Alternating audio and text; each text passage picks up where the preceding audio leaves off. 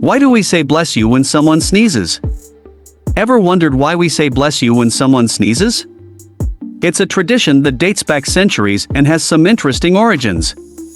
Long ago, people believed that sneezing could expel evil spirits or even your soul from your body, so to protect against this, they would offer blessings or well wishes to the sneezer. In some cultures, it was believed that saying bless you would keep the sneezer safe from harm.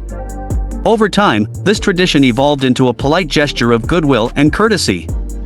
So, when you say bless you after a sneeze, you're actually continuing a tradition rooted in ancient superstitions and good intentions.